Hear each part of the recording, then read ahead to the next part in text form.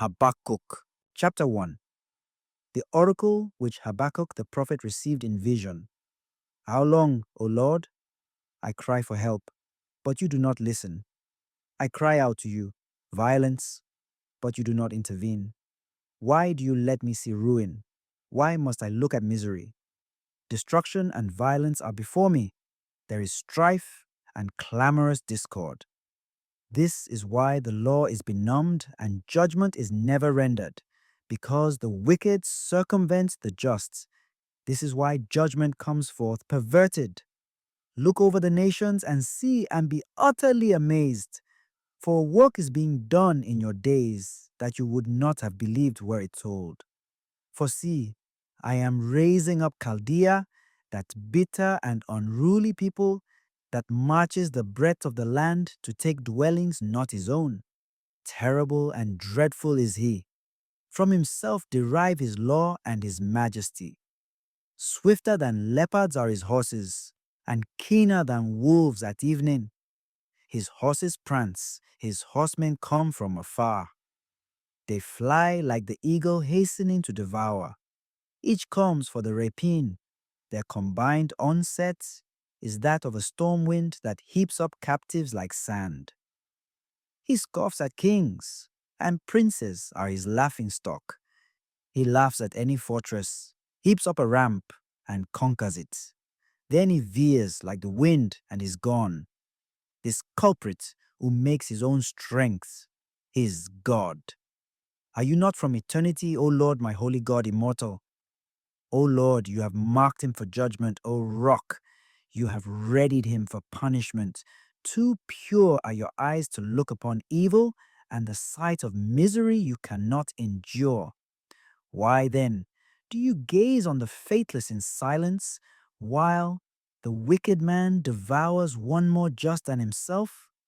You have made man like the fish of the sea, like creeping things without a ruler. He brings them all up with his hook, he hauls them away with his net. He gathers them in his seine, and so he rejoices and exults. Therefore he sacrifices to his net, and burns incense to his seine. For thanks to them his portion is generous, and his repast sumptuous. Shall he then keep on brandishing his sword to slay peoples without mercy? Chapter 2. I will stand at my guard post and station myself upon the ramparts, and keep watch to see what he will say to me, and what answer he will give to my complaint. Then the Lord answered me and said, Write down the vision clearly upon the tablets, so that one can read it readily. For the vision still has its time, presses on to fulfillment, and will not disappoint. If it delays, wait for it. It will surely come. It will not be late. The rash man has no integrity, but the just man, because of his faith, shall live. Wealth too is treacherous, the proud, unstable man. He who opens wide his throat like the nether world, and is insatiable as death, who gathers to himself all the nations and rallies to himself all the peoples. Shall not all these take up a taunt against him, satire and epigrams about him, to say, Woe to him who stores up what is not his. How long can it last? He loads himself down with debts. Shall not your creditors rise suddenly? Shall not they who make you tremble awake? You shall become their spoil. Because you despoiled many peoples, all the rest of the nations shall despoil you. Because of men's bloodshed and violence done to the land, to the city, and to all who dwell in it. Woe to him who pursues evil gain for his household, setting his nest on high to escape the reach of misfortune. You have devised shame for your household, cutting off many peoples, forfeiting your own life. For the stone in the wall shall cry out, and the beam in the woodwork shall answer it. Woe to him who builds a city by bloodshed, and establishes a town by wickedness. Is not this from the Lord of hosts? Peoples toil for the flames, and nations grow weary for naught. But the earth shall be filled with the knowledge of the Lord's glory, as water covers the sea. Woe to you who give your neighbors a flood of your wrath to drink, and make them drunk till their nakedness is seen. You are filled with shame instead of glory. Drink, you too, and stagger. On you shall revert the cup from the Lord's right hand, and utter shame on your glory. For the violence done to Lebanon shall cover you, and the destruction of the beasts shall terrify you, because of men's bloodshed and violence done to the land, to the city, and to all who dwell in it.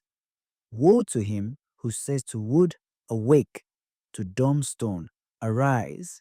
Can such a thing give oracles? See, it is overlaid with gold and silver, but there is no life breath in it.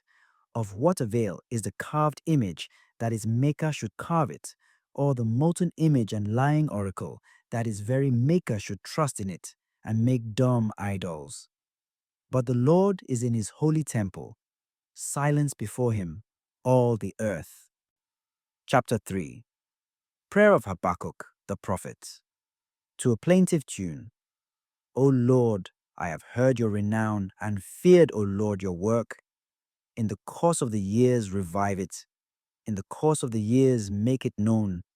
In your wrath remember compassion. God comes from Teman, the Holy One from Mount Paran. Covered are the heavens with his glory, and with his praise the earth is filled. His splendor spreads like the light. Rays shine forth from beside him, where his power is concealed. Before him goes pestilence, and the plague follows in his steps. He pauses to survey the earth. His look makes the nations tremble. The eternal mountains are shattered. The age-old hills bow low along his ancient ways. I see the tents of Cushan collapse. Trembling are the pavilions of the land of Midian. Is your anger against the streams, O Lord? Is your wrath against the streams, your rage against the sea, that you drive the steeds of your victorious chariots? Bared and ready is your bow, filled with arrows is your quiver. Into streams you split the earth. At sight of you, the mountains tremble. A torrent of rain descends. The ocean gives forth its roar. The sun forgets to rise. The moon remains in its shelter. At the light of your flying arrows, at the gleam of your flashing spear. In wrath you bestride the earth, in fury you trample the nations. You come forth to save your people, to save your anointed one. You crush the heads of the wicked, you lay bare their bases at the neck. You pierce with your shafts the heads of their princes, whose boast would be of devouring the wretched in their lair. You tread the sea with your steeds amid the churning of the deep waters. I hear, and my body trembles. At the sound, my lips quiver. Decay invades my bones. My legs tremble beneath me. I await the day of distress that will come upon the people who attack us. For though the fig tree blossom not, nor fruit be on the vines, though the yield of the olive fail, and the terraces produce no nourishment, though the flocks disappear from the fold, and there be no herd in the stalls, yet will I rejoice in the Lord and exult in my saving God. God, my Lord, is my strength. He makes my feet swift as those of hinds, and enables me to go upon the heights. For the leader with stringed instruments,